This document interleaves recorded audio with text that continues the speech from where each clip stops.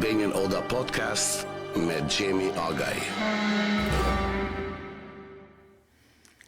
Sonte me ne është Ardian Radovicka. Ardian, mirë se erdhët në Albanian Oda Podcast. Mirë se gjeta Gjemi, edhe më pëlqeu shumë ambienti dhe ju përgëzoj nga zemra. Keni kriju një ambient shumë të ngrohtë, tipik shqiptar, tamam një odë. Faleminderit shumë se përveç që je inxhinier je edhe artist. E vërtet. Edhe jo vetëm artist në shpirt, po edhe piktor, mbi gjitha, ma specifikisht. I kam pa punimet e tua, por bisedën duhem me fillu pak me Durrësin. Durrësin. Po. Të falenderoj shumë nga zemra për dhuratën e bukur Durrësit, e kem vendosur aty mbrapa. Bac ka mundu Durrësi, gradualisht po vinë gjitha qytetet, po kompletohet oda. Kështu që e vlerësojmë shumë dhuratën që është shumë e qelluar, e kemi menduar mirë, sepse neve na duan këto pjesë që tregojnë qytetet dhe është punim shumë i bukur. Lartësinë. Edhe blun e deti, domethënë ka të kombinuar edhe atë si thosh vintage, edhe bukurinë natyrore. Qytet vërtet shumë i magjishëm. Unë kam kaluar një pjesë të mirë të jetës time në Durrës, po dhe në Shijak, sepse babën time e kaluan e dëbuan nga Tirana për arsye familjare, regjimi ishte i pamëshirshëm dhe kështu që në të pjesë të territorit shqiptar kemi kaluar një kohë shumë të gjatë para se të vinim në Kanada. Do të thotë, babi ka lindur në Tiranë. Babi ka lindur në Shkodër, sepse gjyshi i tij ka qenë oficer karriere. Kishte studiuar jashtë, edhe kur u kthye nga studimet, ishte edhe oficer i mbretërisë dhe gjatë kohës luftës u angazhua si shumë ushtarak të tjerë me lëvizjen dhe u bë dhe komandant i zonës paraoperative Vlorë Gjirokastër. Por ama mbas çlirimit gjërat ndryshuan. Diktatura filloi të shifte rrezikshmëri tek intelektualët. Dhe e eliminuan me grupin e deputetëve, vitin 1947. Gjyshin. Që ishte oficer. Po ai kishte luftuar gjatë luftës së dytë botërore për Kishte luftuar, ishte komandant i zonës paraoperative Vlorë Gjirokastër. Domo ishte partizan me fjalë. Partizan, si kishte dhe ushtarak tjerë që ishin përfshirë, por si ishte komunist, ishte partizan. Domethënë ishte komandant ushtarak. Domon ai luftoi nga fillimi për forcat nacionale çlirimtare në atë kohë që luftonin kundër nazizmit. Po, dhe pastaj në 47-ën me grupin e deputetëve e ekzekutuan. Kishin dyshime që mos vallë ndoshta diçka. Koçi Xoxhi ishte ministri i brendshëm dhe pastaj është me grupin e Koçit Xoxhi. Jo, Koçi Xoxhi e eliminoi. Domethënë, Koçi Xoxhi ishte një tenagjexhi që shifte rrezikshmëri tek intelektualët. Dhe po sa vjeç ishte gjyshi atë? Kur vdiq? Po. Gjyshi ishte 49 vjeç. Kur e vra. Po babi ishte jetim atë kohë, sa vjeç? Babi ishte 17 vjeç. 17 vjeç. Ishte djali i parë. Teenager, si thonë. Djali i parë i shtëpisë, kishte edhe 2 vëllezër dhe një motor mas tij. Kështu që i ra bara babës që të merret me familjen. Të bëhet kryefamiljar. Të rritet para kohë. Dhe po babi ja ka fol për atë kohë. Të ka tregu gjëra. Më ka tregu bile ai kishte përgatit dhe një skelet romani për gjithë jetën e tij, por fatkeqësisht nuk arriti, sepse kohën më të madhe ia zuri një roman historik për vitin 45 në Kosovë, të cilin unë pata fatin që ta sjell në dritë dje në festivalin shumë dinjitoz që ACDA-ja realizoi tonë Toronto. Albanian Book Festival. Albanian Book Festival. Pra, dhe kam gjë rastin t'i falenderoj nga zemra. Pra, Albanian Canadian Development Alternative. Për punën që bëjnë për kujdesin që tregojnë për librin. Është një pasuri e madhe dhe shoh edhe një dëshirë të madhe të komunitetit. Domethënë sa vjen më tepër për kulturën edhe për traditat. Me sa duket e shikojnë që tani që koha kalon në emigracion edhe lindi fëmijë edhe rrujtja e identitetit të kulturës është shumë e rëndësishme. Na kemi filluar më të çungaxhumi, si thonë, se fillim kur erdhëm edhe ishim, si më thonë, si të garkuar, të konsolidohej jeta, të integrohesh. Të integrohesh. Po tash që u integruam e kuptojmë që integrimi nuk është i mjaftueshëm, sepse duhet të ecim paralel integrimi me rrujtjen e traditës, me rrujtjen e gjuhës. Ta merr mendja që ne tash se nuk du me kalun këtë temë shumë, po pak. E mendon që vedia jonë nuk ishte aty ku duhet fillim, nuk e kuptuam që duhet nga dita parë ta ruajmë atë. Jo, të kaloj një kohë pastaj ta kuptojmë që ne jem të huaj këtu.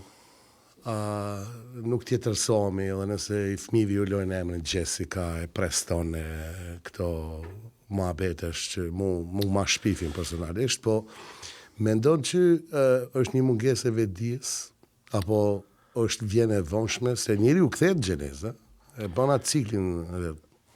Unë mendoj që, me thënë të drejtën, kjo është një pyetje shumë interesante.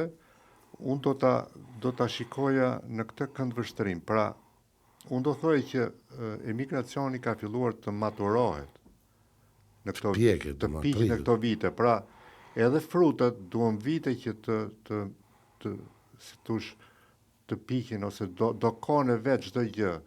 Dhe vitet e para të emigracionit janë dhe mbijetesë, janë dhe nevojë për integrim. Dhe e shikon atë integrimi si diçka shumë të vështirë për ta kapur. Tashi, me sa duket, kur njerëzit janë integruar, kanë krijuar biznese, kanë krijuar komoditetin e tyre, e shikojnë që kjo nuk është e mjaftueshme dhe kthejnë kokën mbrapa. E kuptojnë të vërtetën. Zgjohen. Pra, është dhe një gjë që mendja është shumë e çuditshme, domethënë reagon atëherë kur është e qetë. Bile unë kam mendimi që edhe inteligjenca nuk është e njëjtë. Për shembull, njeri që është i stresuar nuk ka inteligjencë të njëjtë me një njeri që është i qetë. Ose vetë është i lirë. Është i lirë dhe unë vetë për shembull kur kam qenë i stresuar, mendoj që nuk kam pasur të njëjtë inteligjencë që kam kur jam i qetë. Pra, në vitet e para edhe inteligjenca ose dhe vetdia nuk ka qenë e njëjtë me inteligjencën dhe vetdijen që është tani, kur gjërat janë qetësuar, kur integrimi ka ndodhur, kur bizneset janë konsoliduar, kur familjet po rriten, po zgjerohen, kur fëmijët po rriten, kur fëmijët flasin shumë anglisht. Pra e shikon që diçka nuk është në rregull. Nuk është në rregull. Dhe vetdia pastaj reagon. Unë këto e kam një temë shumë ndihshme, këtë punën e integrimit, sidomos e rrujtjes së traditës. E kam një ndjesi, qofsha gabim, që nuk e kem vetdijen kombëtare aty ku duhet. Kur tham gjithë shqiptarët i fus trojet tona ku jetojnë, ndoshta krahasi me popujt fshin tanë atje që jetojnë këtu. Tash, qofsha gabim, pra.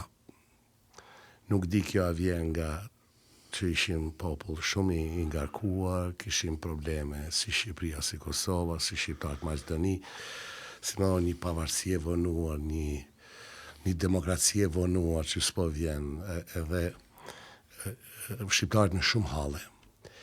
Edhe unë e vrej ndryshimin nga vitin 1999 me tash. Është komplet ndryshe.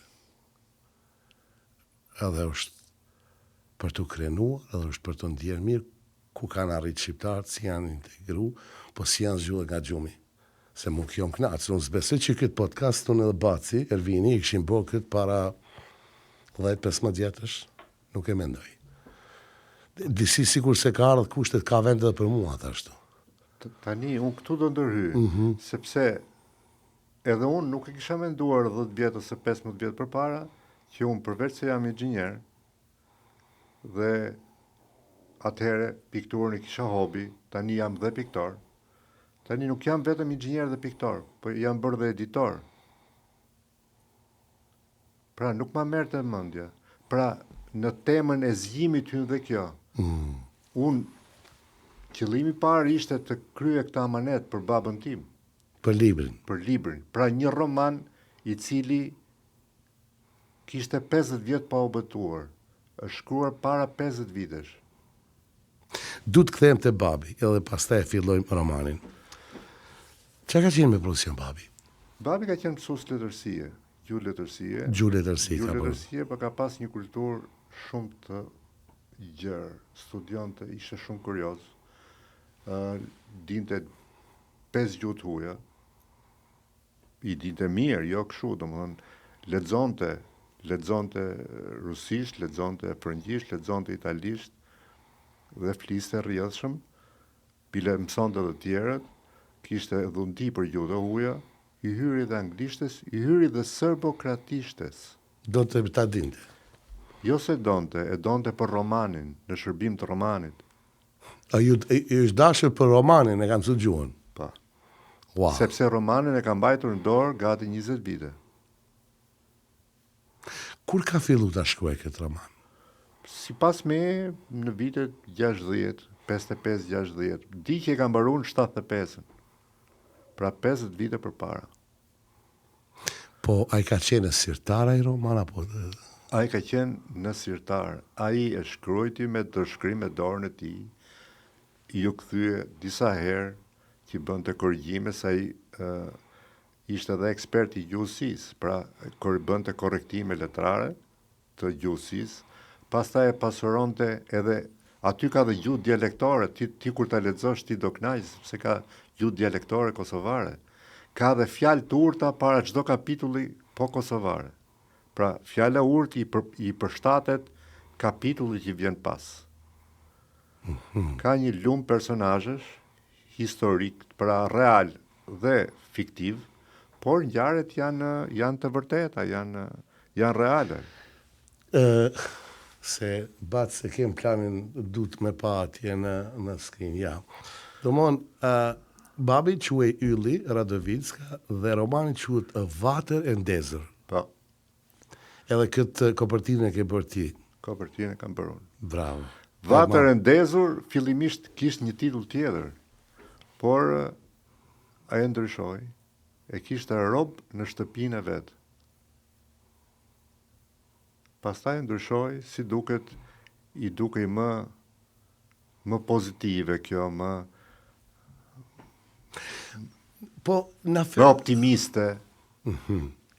Po na je pak për narracionin, se çka flitet, pak pika shkurtë. Vatra nuk është, do të ka kuptim dhe real dhe simbolik, sepse shumë pjesë të romanit zhvillohet në odat, pikërisht në një odë si kjo që ne jemi sot, ku mblidheshin burrët mençur afër vatrës dhe uleshin sipas një rendi moshor, ose dhe aty ku vendonin për hallet e tyre, ku aty vinin shqiptarët e Shqipërisë, mirëpriteshin nga burrat e Kosovës dhe qanin hallet e tyre, por unë nuk dua ty në detajet, vetëm dua të them që ishin ngjarje shumë të forta dhe këtë roman duhet ta lexojnë njerëz që janë të qetë, janë të fortë.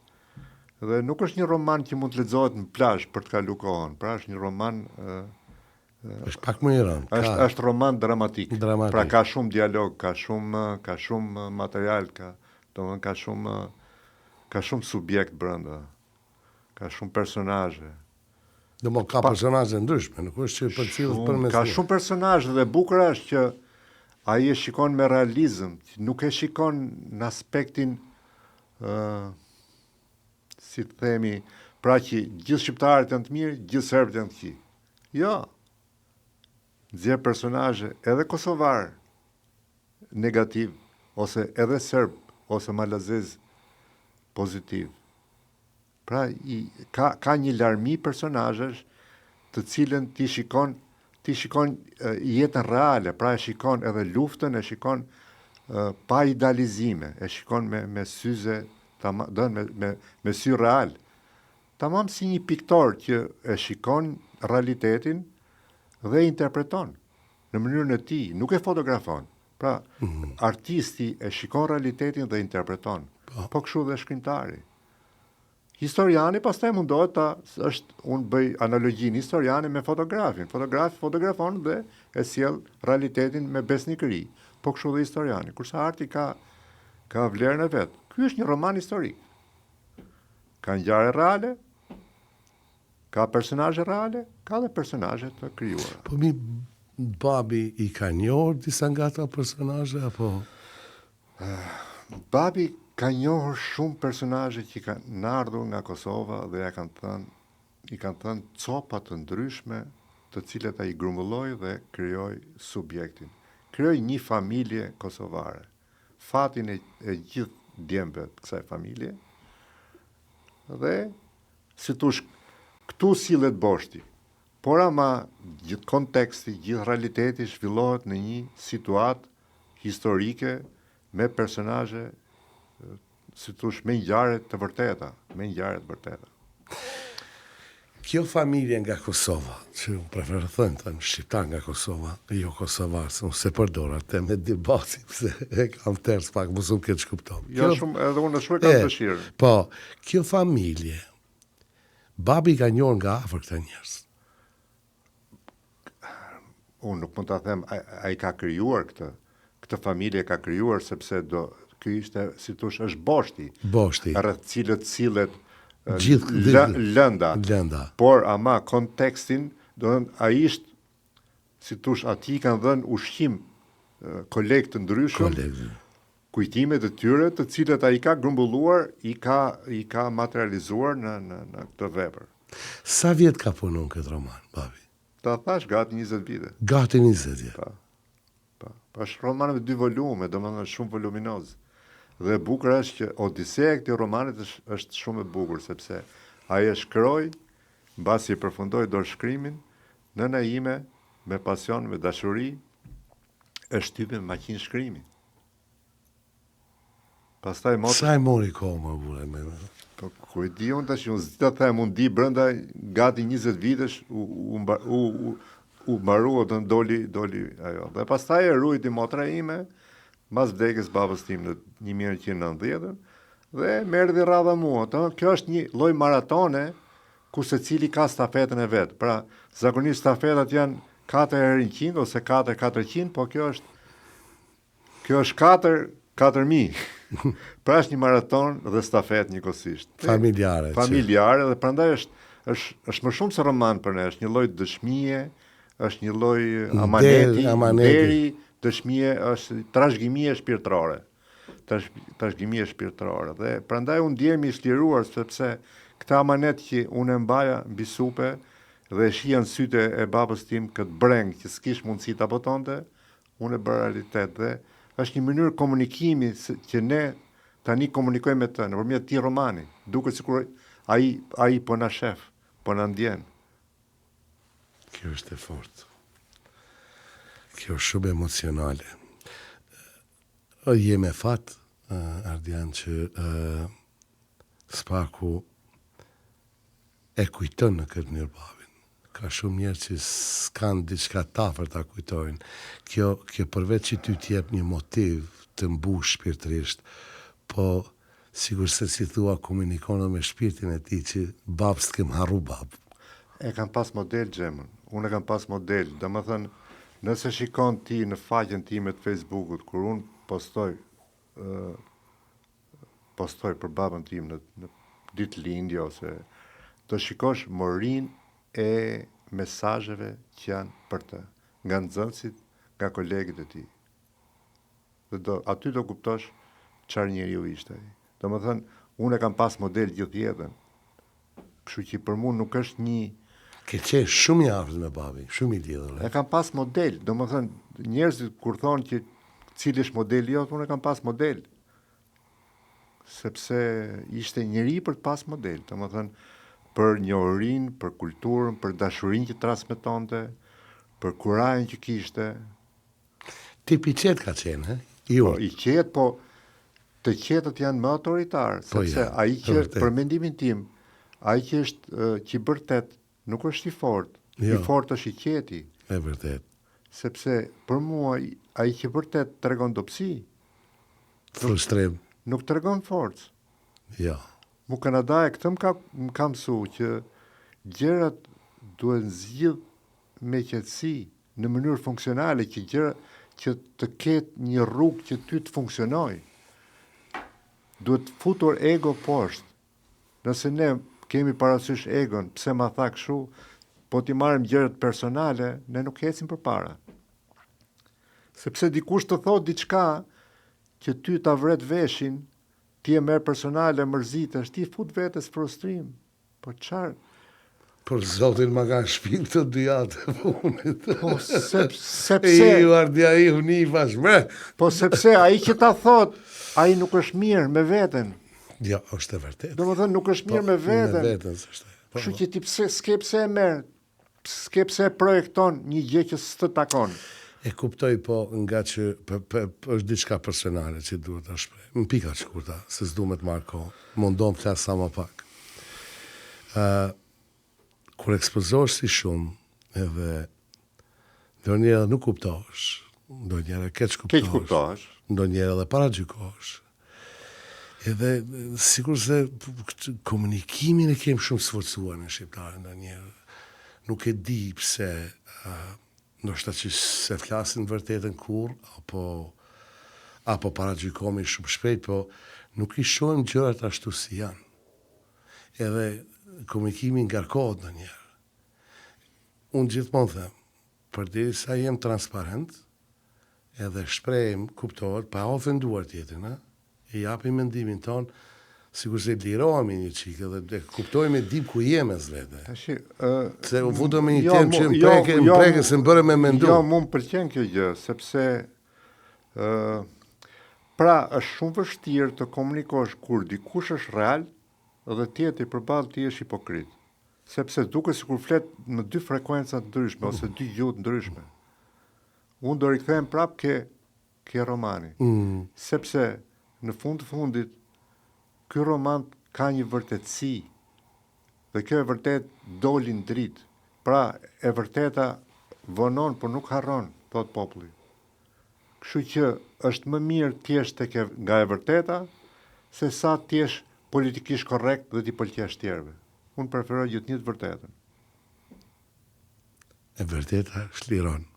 Patjetër. Ndihesh më i mirë. Nuk dihesh i ngarkuar, merr fryma shlirë. Patjetër, sepse është një gjë që njerëzit kanë dhe maninë e perfeksionit, për mendimin tim. Shumë vetë që unë takoj.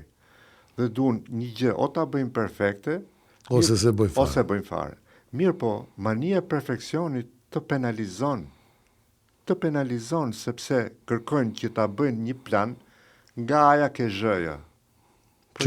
Kur nuk realizohet. Po jo mër vlla, s'ke pse ta bësh nga aja ke zhëja. Ti mjafton të kesh idenë e qartë, të kesh vendin, të kesh mundësitë financiare, të kesh bashkëpunëtorët e dur. Pastaj duke ecur e përmirëson, nuk ka nevojë të kesh gjithçka. Sepse kështu nuk krijon. Unë e kam nga eksperjenca këtë gjë, domethënë puna ma ka mësu këtë gjë. Kam drejtu projekte shumë $1.000.000 në Bashkinë e Torontos, në Bashkinë e Durrësit, kudo që kam punu, dhe nuk punohet kështu. Pra bëhet projekti, krijohet ideja, bëhet ajo skica dhe pastaj ecet përpara, por nuk ka mundësi, sepse është një lloj si të kërkosh që ta ndërtosh gjithçka në letër me milimetra dhe pastaj të pretendosh që kjo gjë të realizohet në terren. Është e pamundur. Ta ka mësu zanati ty si. Patjetër. Po kjo gjë ndodh edhe me si thush me promovimin ose me hapjen e ekspozitave, sepse shumë vet fillojnë ose edhe për rastin e promovimit të romanit. Pra shumë njerëz që na rrethojnë thonë, "Jo, po pse kjo kështu? Po ajo ashtu, po kjo kështu." kam iden tim, unë kam iden time pse kam bërë kështu. Sepse, të kthehem prapë kjo romani, ky roman vesh të vërtetës, që e solla, dhe që unë u çlirova, kishte edhe një qëllim tjetër. Kisha qëllim që diaspora të kuptoj dhe t'i rikthehet rrënjve. Mesazh i fortë. T'i rikthehet historisë, traditës, kulturës, ta mbush shikohen me gjëra substanciale. Këtë mesazh e kam edhe për djalin tim, për cilin krenohem, se ka marrë emrin e gjyshit vet. Se ka një familje të shëndosh. Por dua që ai, mbesat e mia që vazhdojnë të merren me pikturë dhe me muzikë. Po dhe mbesa e vogël që është disa muajshe, të vazhdojnë traditën, të mësojnë shqipen, mos harrojnë shqipen, mos harrojnë nga kanë ardhur, ta dinë që para arsit tyre ka qenë dikushi, që ka lënë diçka, ka lënë një trashëgimi, si ka lënë trashëgimi një pronë, i ka lënë më të shtrenjtë se një pronë. Një emër të mirë. I ka lënë një emër të mirë. Një fjalë të mirë. Një fjalë të mirë. I ka lënë të vërtetën. I ka lënë të vërtetën. Po ma thuaj si shkoi dje promovimit. Kthehem aty se unë nuk pata mundësi të jem aty, edhe më mbeti shumë arak me thënë drejtën, se prap duhet për shikuesit ose ndëgjuesit tanë, të them që ACDA-ja ta përsërisim edhe një herë, se shumë rëndësi, bordi i Albanian Canadian Development Alternative ka organizuar festivalin e librit shqiptar. Festivali i dytë. Është i dyti, po është edhe një herë në Montreal. Ndërkohë kur u bë i pari këtu, i kemi bërë në Montreal, tash është i dyti këtu. Po.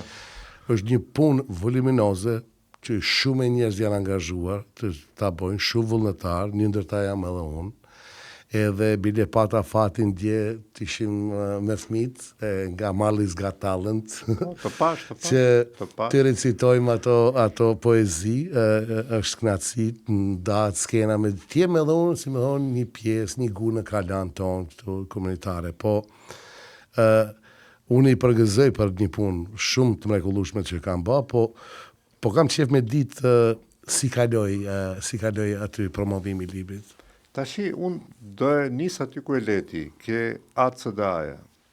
Pra, ky ishte bashkëpunimi i dytë që unë pata me ta. Sepse bashkëpunimin e parë e patëm në ekspozitin që hapëm vjetë në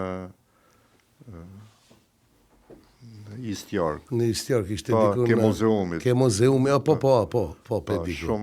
Shumë galeri dinjitoze. Dhe, si thush, ato në ndihmuan shumë, sepse ato duke qenë një shoqat e një NGO, kanë mundësi të thithin sponsor, dhe ne nuk e përballonim dot, sepse ekspozitat e tjera i kemi hapur me një fond më të vogël. Ky ishte më i madh dhe u treguan të gatshëm, dhe aty e pam, si thush, seriozitetin e tyre. Ky ishte, që aty i bojnë gjëra taman. Pavarësisht se i njihnin, po në punë njihet njeriu sa serioz është. Dhe e vërtetuam që janë njerëz serioz dhe gjej rastin ti përgëzoj nga zemra, sepse vërtet kanë bërë një punë shumë cilësore. Dhe pastaj erdhi momenti që unë duhet ta botoja dhe një nga shkrimtarët përparin Kaplani dhe atë gjej rastin ta falenderoj. Shoku i jon më ka ndihmuar jashtë mase. Ai e lexoi romanin, përgatiti parathënien. Bravo. Dhe më udhëzoi për shtëpinë botuese digjitale në Amerikë. Pra i hym procesit të botimit. Sapo unë mora vesh që do jetë edicioni i dytë i festivalit, unë fillova dhe me një shpejtësi rekord unë e çova për botim. Pra dhe dje tha, përparimi ky është për Guinness. Dhe është shpejtësia se si është punuar për këtë dhe intensiteti. Domethënë një punë shumë e madhe, por thash ishin metrat e fundit që unë duhet t'i bëja. Ky promovim shkoi jashtë mase mirë për kohën e shkurtër që kish për të përgatitur. sepse ishin vetëm punë 3-4 ditësh. Për 3-4 ditë është punuar natë e ditë nga unë dhe bashkëpunëtorët e artistëve, që rastin ti falenderoj dhe ata, që më ndihmuan me renditjen e fotove, sepse kisha dhe me videoprojektor. Ke pas edhe me videoprojektor. Dhe duhet ishe sa më dinjitos. Kështu që pastaj bisedova edhe me konsulin dhe ai konsuli Zoti Kadri dhe ai më ndihmoi shumë, erdhi sepse edhe ata i kisha informuar paraprakisht për romanin, bile isha takuar në zyrë para një viti. Kështu që erdhi dhe i tha fjalën e vet, kishte lexuar edhe pjesërisht romanin. E drejtoi Marelba Fushekati dhe atë shoqja jon, më e mira. Gje rastin ta përgëzoj, falenderoj. Mos të bëjmë xhelos në grupi ACDAS kur thon më e mira, se edhe Elda është e mirë, edhe Gens Tirana, i kam pas këtu në intervistë. E di, kam dëgjuar dhe më kam pëlqyer të gjithë. Po me Marelbën kemi si thosh më tepër, e njohim më tepër. Edhe është e letërsisë, e një letërsisë shumë. Domethënë është. E falenderoj publikisht se më ka ofruar ndihmë te podcasti çfarë do të qoftë me shkrimin me këto. Pa diskutim, është shumë e gatshme, shumë bashkëpunësor, padyshim. Dhe vetëm ishin gjë që në të njëjtën kohë ishin dy takime, një poshtë, një lart dhe disa njerëz që kisha dëshirë të vinin, nuk ishin arrit do të ngjiteshin se nuk e dinin. Por kjo ishte diçka e vogël në krahasim me larmin e diskutimeve, pyetjeve dhe kaloi diçka shumë e mirë. Unë isha emocionum, kuptohet.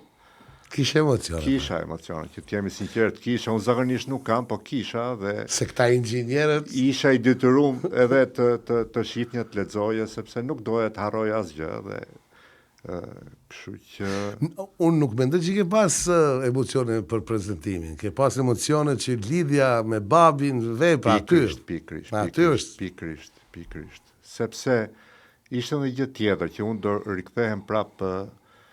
Kjo ishte eksperiencë e parë për mua në fushën. Unë jam njeri që nuk jam perfeksionist, siç e thash, kam sensin e masës për të arritur një gjë dhe di një gjë që arrit dot ose si arrit dot. Por ka shumë rëndësi që ti ta provosh një herë të parë. Një lloj si puna e parë që kam bërë në Kanada. Me shumë vështirësi e gjeta punën e parë. Pastaj puna e dytë shumë kollaj. Po edhe kjo ishte e para për mua në fushën e publikimit. Rasti po të bëj një rieditim ose një seri tjetër ta kem shumë lehtë. Pra gjithnjë e para. Dhe këtu do kthehem ke babai. Në vitin 69 zbret njeriu i parë në hën. Dhe ai ishte ndjekës i televizionit italian shumë edhe ndurs punonte, antena pa. Po, ishin kanaçet. Ishin kanaçet. Në Shijak. Edhe thot ai telekronisti se ky njeriu i parë që zbriti shumë ngadalë po e vente këmbën tokë se nuk e dinte mos e thithte. I dyti fa për i herë, edhe telekronisti italian tha, jash do thot të zbres që i dyti, tha, se ke parë të parin. Do më thënë, ka shumë rëndësi kjo që të dytët janë të parë. E shumë e letë, sepse ke parë. Ajo ullja në honë për zotin tash po dëshoj, ma ka janë ullja jo, asi e kam bo, vetëm është ma vetem tjetër, se po dëgjojmë lëlloj teori ndryshme konspiracioni që është gjiruar e kjo ajo, po si do që tjetë, ajo ishte ka qenë një ndër momentet më interesante në historinë e njerëzimit, edhe kush ka qenë i kohë gjallë në atë kohë edhe i ri, ka pas fata shoh, ta përjetoj një ndryshim të madh. Si njerëzimin të nësi. Po, pas prezentimit, o prit mirë, mora vesh janë gjitha të libra na iken, i morën, i blena.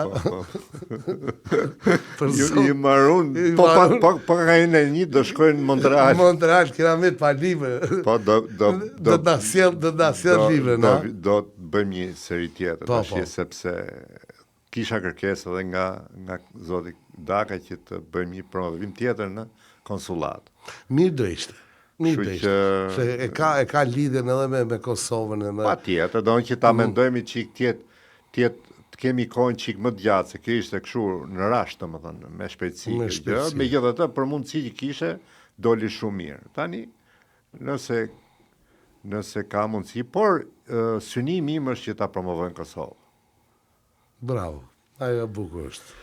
Synimi im është ta promovojnë Kosovë, sepse aty i takon kjo. Dhe jam në komunikim, të shikojmë. Mi më ardjana do bashkomi në ne jemi të bashkuar. Gati. Vetëm politika është ndarë, por ne jemi të bashkuar. Ata ende në gjumë janë, a? Jo, nuk janë gjumë i Leverdis atyre. A po, e? Po. Me sa duket i Leverdis. Po, pse thot me qenë një, tuke me qenë 2, 3, 4. Si cilin atë teritorin e vetë. Me sa duket. Aja minësia fisnore këta. Me sa duket. Principatat i kemi pasur gjithmonë. Mozakajt. Gjinajt. Gjithmonë i kemi pas. E randë. Ne të bashkum jemi. Ne të bashkum jemi dhe unë shof që ju shof me zili, them drejtën shqiptarët e Kosovës, që për mënyrën se si i organizojnë zgjedhjet. Nuk du të merren politikë. Ja, ka vetëm aspektin organizativ basic të një demokracie. Është funksionale. Për mu është funksionale. Përderisa zgjedhjet nuk revokohen, pranohen, do thotë që demokracia atje funksionon. Është duke funksionuar. Sa do që është e brisht ne kuptojnë se institucionet. Unë them që Kosova është përpara në këtë drejtim, në aspektin funksional të demokracisë. Ama, një gjëne nuk e kem që e keni ju. Ato bandat si kena, si janë formohë. Askur mos i paci. Zoti ma. Mos i paci. është fatkeqësi që ky tranzicioni shqiptar kolektiv nuk po kalon. Mu mundon shumë jo. Me thonë drejtën, nuk din qa bone, si e bone, si me ndiku, nuk është duke kalu. është shumë e sforcime për shkon. Deri tash 30 sa vjetë u bon nga ndryshimi i sistemit, ish dash paku disa kontura shtetit jetë ma mirë, ka shumë probleme. Po ka dhe në Kosovë, ka në Shqipni, po ka dhe me shqiptarët e Maqedonisë, edhe atje, ai problemi gjuhës, sa thuhet që u rregullua, po jo që nga rregulluar. Gjithmonë është një derë hapur atje që shkakton një traumë, edhe tash ky vllau i madh dhe vllau i vogël ata janë me problemet e veta, ky lyp dim, ky vllau i tretë, do thon, po hajtë se ja bojmë disi, më mundon kjo. Është gjinaf. Përsëritet historia, prap kthehem ke romani, domethënë unë të paktën për Kosovën shoh që historia demonstron qëndres, demonstron dinjitet, demonstron forcë nga populli. Dhe ato që thamë dhe për demokracinë funksionale, sepse kanë dash shtetin ato, ka që kanë qenë të përfshim në ish Jugosllavia, ato kanë dash shtetin, nuk e kanë shikuar shtetin si kundërshtar. Kurse në Shqipëri është mentaliteti tjetër, shtetin e kanë pasi kundërshtar, ka që kanë pasi një shtet diktatorial. Dhe problemi është që edhe tani në demokraci nuk po e shikojnë më si një e mirë, sepse unë jam për mendimin ose për mënyrën e drejtimit të Reaganit. Reagani thonte që qeveria nuk është zgjidhja, qeveria është problemi. Mos po thuaj që je i djathtë. Të kapa këtë. Unë jam i djathtë, nuk e mohoj që jam i djathtë. Në botë kuptimet politike, po e djatha në Amerikën Veriore, ose në botën perëndimore dhe në Evropën perëndimore, me të djathtën shqiptare, kanë shumë dallime substanciale, sidomos e majta perëndimore me të majtën shqiptare. Janë dy gjëra ndryshme. Dhe Kanada me Amerikën kanë dallime. Shumë. Jo me Amerika me Europën, po dhe Kanada me Amerikën. e djathtë kanadeze me djathtën amerikane. Mirë, a ka të bëj kjo logjik nga që je inxhinier? Se inxhinieri ka një botë në vete, se si i zgjidh problemet. Se me qenë inxhinier duhet të krijosh ide të reja të zgjidhësh probleme. Patjetër, sepse inxhinieria të zhvillon logjikën. Këtu po du më të dalë. zhvillon logjikën dhe të mëson sistemin. Domethënë, cili sistem funksionon. Në rastin që përmenda përpara për Reaganit, ai nuk e lidh me individin, domethënë që nuk funksionon në X vend sepse ky individ është shumë. Individët janë të gjithë të korruptueshëm. Apo, Po janë, kush më shumë, kush më pak. Kështu që të pretendosh që ky që do vi do jetë më mirë se i pari është utopi për mendimin tim. Problemi është sistemi duhet të jetë sa më i balancuar. si thoi këta, check and balances? Check and balance, por të jetë mandati i kufizuar. Çfarë do të thonë që të rrish ti 3-4 mandata aty, ti s'ka mundësi që ti mos korruptohesh. Është e pamundur. Është e pamundur. Kështu që duhet të jenë këto të vendosura në kushtetutë që dy mandate maksimumi vazhdon tjetri. Vazhdon sa s'ka asnjë të pazëvendësueshëm. Ne kalum historinë e mungesës së ndërrimit, në diktaturë që zëvendësoi Zotin këtu në tokë. Prap këtu do kthehemi ne? Jo, nuk shpresoj që jo. Po atëherë, ku po shkojmë? Ku po shkojmë? Ka nevojë që unë si shoh, pa futur thellë në analizë, se mundohem mos të deklarohem me thonë drejtën, sepse unë e shoh pak problemin, sidomos në Shqipëri, po në Kosovë, në Maqedoninë e Veriut. Problemi është më i madh ndonjëherë i brendshëm se sa që është i jashtëm. Edhe pse ka trysni, se jem nën trysnin e gjitha shërbimeve përreth. Kjo është e ditur, nuk është diçka që pse ata po japin edhe lek gazetarëve këtu, po kuptohen gjatë që janë payroll, domethënë paguhen për këtë punë, po dhimbja ime e madhe është që nuk arritën ta krijojmë atë sistem. Po su krijo sistemi, nuk ka progres. Edhe e kem një refuzim në ndaj sistemit, si shqiptar, nuk e kuptoj pse. Është një refuzim që duhet një analizë me pa, që nuk e pranojmë letë. Edhe pse nëse është sistemi na bën mirë, na duhet një kohë që ta kuptojmë. Kur them sistemi, mos jetë i dhunshëm, se tash me dhun gjithçka bëhet. Nga Afrika tjetër edhe pranon që ta mbroj veten e familjen e jetën. Po, pse pranojmë sistemin këtu, e pse se pranojmë atje, ose se të tentojmë e kriju. Sepse njerës që udhëheqin këtu, ta nuk e lunë që sistemi i del nga binarët, se po doli sistemi nga binarët, iku shteti. E vërtet? Na duen bushtetas, ja politikan. Ka dallim politikani me bushtetin. Ta duen lider, Po jo lider, manager. Jo manager. Na duen lider, që të kenë vizion, që të bëjnë diçka për vendin.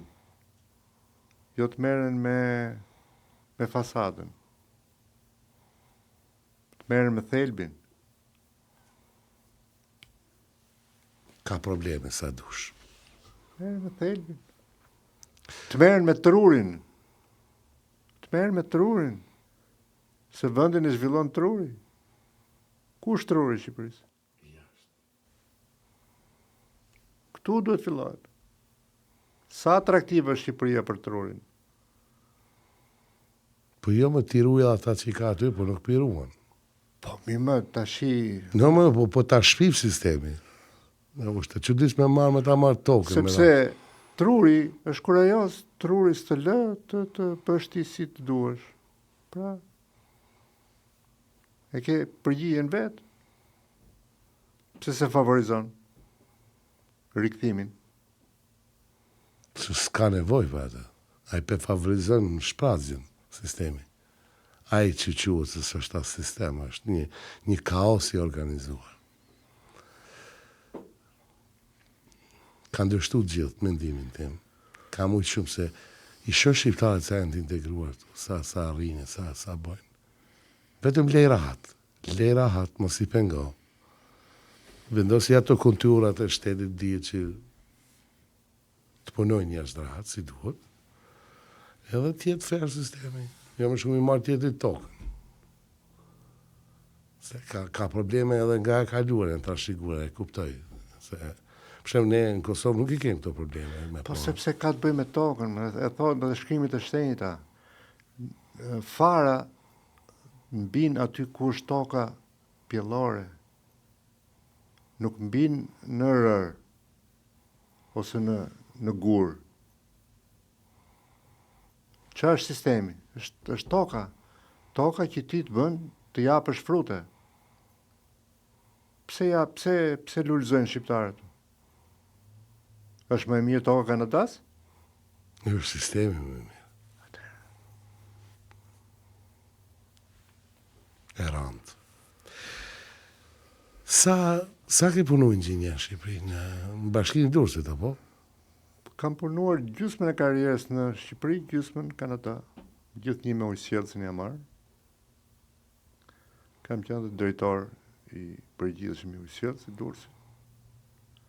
Kam pas fatin të bashkëpunoj me Bankën Botërore, me shumë konsulent huaj. Kështu që këtu kam marrë me eksperiencë të gjerë. Po, si janë qytetet ose Durrësi më mirë me thonë me ujë tash? Ku që ndanë? Nuk është aq mirë tash. Pse është rritur qyteti? Është rritur sepse burimet i ka larg, i kanë fushkuqe në laç. Dhe me sa duket zhvillimet demografike që ndodhen gjatë tupacionit bëjnë që sasia e ujit që vjen Durrës nuk është e mjaftueshme. Ti që jam bërë investime, po unë bëra shumë vite që jam shkëputur nga ajo puna tjetër, nuk e di, por ka vështirësi, sidomos gjatë verës, me sa di. Po, laç është burimi apo çfarë? Është burimi. Janë puse natyrore. Ujëren toksore. E Tirana ku e merr? Tirana e merr nga Bovilla. Ku është Bovilla, falë se nuk e di. Tirana merr dhe nga Silita dhe nga Bovilla. Është një liqen, si thosh, i Verilindja. Verilindja, mos gaboj, po. Është i liqen artificial, apo? Artificial.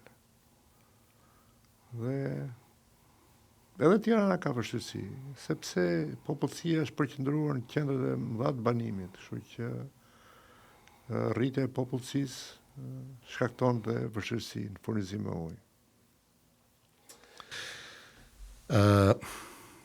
Ardian, na flet pak për pasionin për pikturën, se unë kur të kam taku për këtë farë, kam taku me një ekspozit, o ta është që nga piktor, jo, dha inxhinier, qa flet, nare dorën Ardian. Qa jetash.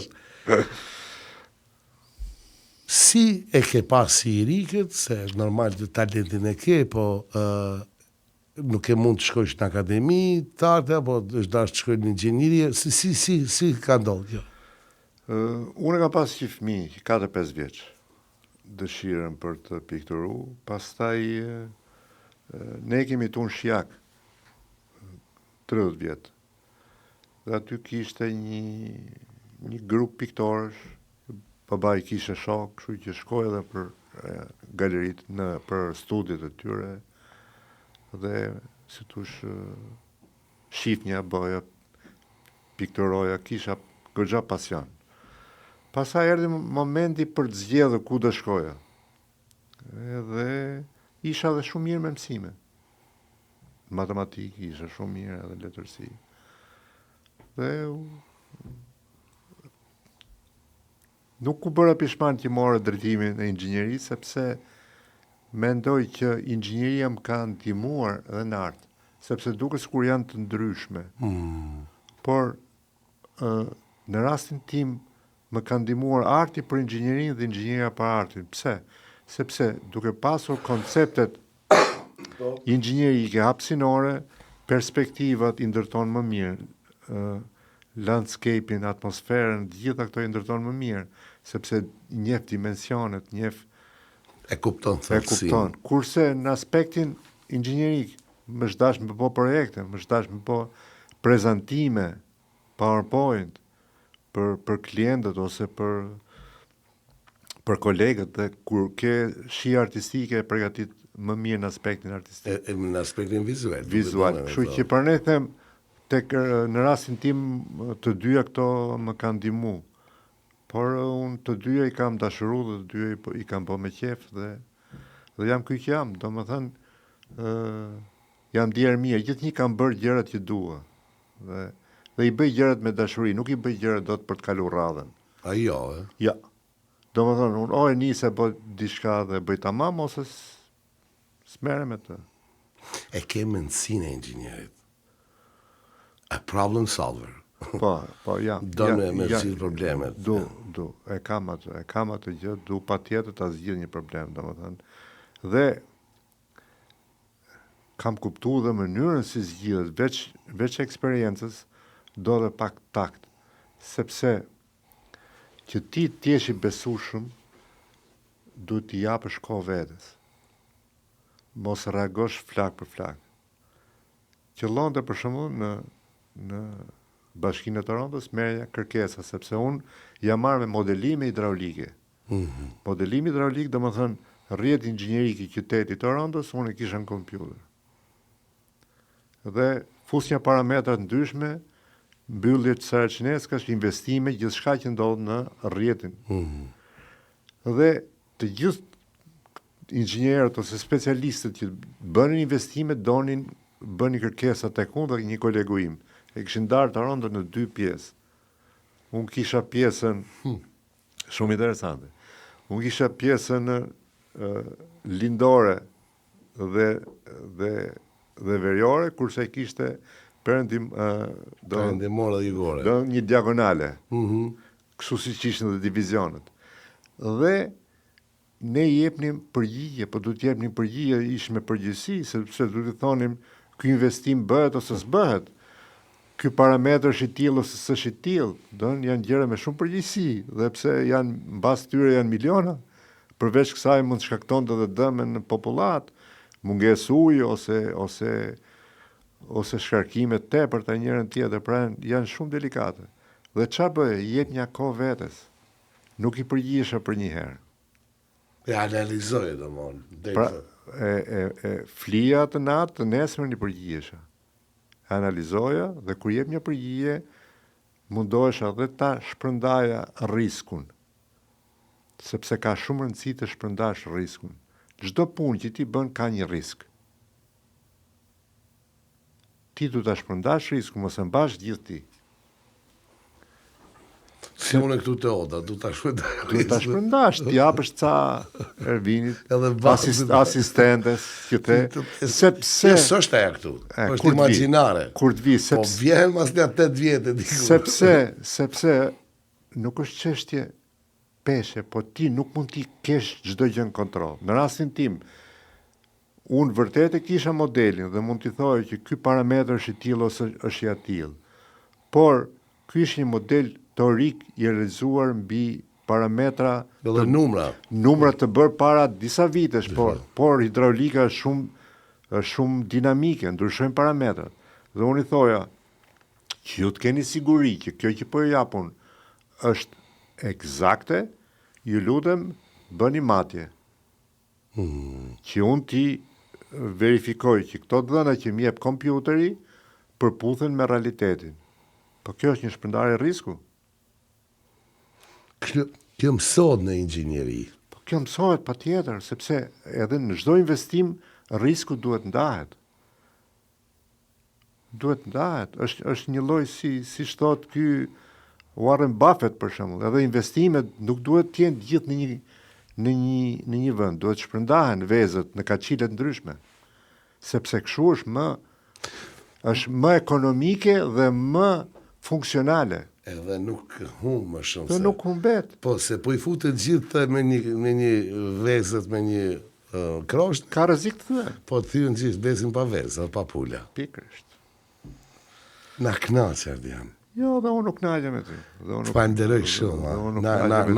Për të drejtën se është një energji shumë e mirë, edhe unë e ndjej edhe respektin, e ngrotësin, po e ndjej edhe interesin që e ke, edhe e kemi biseduar ma herët këtë intervist, po e organizuam. U bo si u bo, nuk u bo taman si patëm qek 100%, dhe mon ditën që i deshëm, po u bo një ditë ma vonë. Po çdo gjë ndodh për një arsye. Po, Unë ta thash, është më mirë kështu, mbas, sepse ne kemi ç'a themi. Unë tani jam i relaksum, po të më kishe intervistu përpara, masë do ishe në tension. do ishe garant. Jo, do ishe në tension, të dhënë, edhe gjërat si kisha të gjitha gati, por unë e ndava riskun. Dikujt i lash PowerPointi, dikush i lash kompjuterin, dikujt i lash fjalimin për këtë, dikujt i lash diçka tjetër, pa risku duhet ndahet. Po, Me njerëz të mirë, me bashkëpunëtor të Po, mirë, me bashkëpunëtor, po. që ti beson. Definitivisht. Po, lutu që dhe na ta ndajmë këtë risku. Që të shvetojmë, Ardia, se për sot jem lodhe na me basi këtë. Po mundohemi dhe ne. Po mundohemi që t'jem një dritare komunitetit. Traq ma beti. Kjo është qëllimi jotës. Jeni, keni bo një, fillimi mirë është gjysma punës, thot një fjalë e urtë, edhe ju e keni fillimin të mirë. Unë nuk du t'ju bëj komplimenta, më shumë se sa kaq, por është fillimi mirë. Të në serioziteti duket, sa po vjen në ambientet tuja. Duket serioziteti, duket që është bo me zemër. Unë jam me këte që nëse diçka ti e bon me dashuri, nuk ka mundësi që mos ketë sukses. Jo, për zotit se kemë thonë këtu, kësaj ode dashuri, mi pas thonë grave shumë, mi këshim pas punë. Si po duhet të një kështu si me faj. A keni faj, po, ashtu kena diçka, kena fak, po. Ardian, falenderoj nga zema. Mu vjen shumë mirë që ma në fund amanetin e babës e ke që unë ben, kjo është shumë rëndësi, e ke knaqë edhe familjen tënde, antarë tjertë, edhe mbyllet si me thonë një cikël që një varë e hapur, mos ti thëmë varë, po është më shumë një lengim, një pesh që duhet ta hiq. Tash jam i shirum. Po, tash jam komplet i shirum. Edhe ma vonë do ndihesh edhe ma krenar, derisa ajo të pushoj, si me thonë, po edhe njërës tjetë reagimet e rrethit, e shokve, studentve, nxënësve të babit. Pa tjetë, që ta shika fillu kërkesa dhe bukur është që ky roman është në Amazon. O, po, e? Po, sepse kjo shtëpi botuese është e lidhur me 30 kështu, domethënë, entitetet ndryshme që dhe ndërmjet tyre dhe Amazoni. Me 30 librari ndërkombëtare, ndërto dhe Amazoni. Atëre, kushdo që është interesuar, mundet me libër në Amazon, edhe unë mendoj që është një libër që i avlen të lexohet, unë do ta kem së shpejti atë libër, tash do e lexoj cop ka dadat, se na këtu punojmë ka 16 orë dite, Ardian. Unë mendoj që jo si ndorës atje, pjetë kafja ma lezet. Unë mendoj që ty do t'i intrigoj. Po, sepse jo pse është me temë nga Kosova. Duke u lidhur me profesionin ta, sepse përparimi djekur, sepse ai foli për këtu me dal, po. Foli për aspektin letrar, historik, domethënë, ai ishte personi që sepse ne tjerët flisim për gjëra, unë fola për memore këto gjëra që thashtu kujtimet edhe Odisejnë e librit, pa ai foli për subjektin dhe tha, më ka bërë shumë përshtypje, tha, intensiteti i dialogut, ka shumë dialog. Ka shumë dialog sa që ti nuk arrin të ndash është një përshkrim apo është një dramë. Pra është një roman që ka shumë dramë, ka shumë dialog. Unë kësha thonë për Parim Kaplanin, e ka një talent pa me shku skenare. E romani ti, si aktor kër i lexoj, është sikur kër i lexoj një skenar, është aq gati, skenar, film jo. Edhe e dje dhe ajë dialogun mirë, Ai bën dhe drama, unë kam bërë kopertinë për romanin e tij. Edhe do ta kemi edhe atë në studio. Oj figur, ku je më bac, ku je? I mirë është, i mirë shumë. Gëzom që ka qenë pjesë e ekipit. Shumë pozitiv. E përshëndesin përzemërsisht, po edhe ata tjerë kushdo që të kanë ndihmu. Patjetër. Ardian, faleminderit shumë. Ishte kënaqësi shumë e madhe, respekt për ty, për Ervinin, për gjithë, për gjithë punën që bëni. Vërtet shumë admirueshme. Faleminderit. Bac.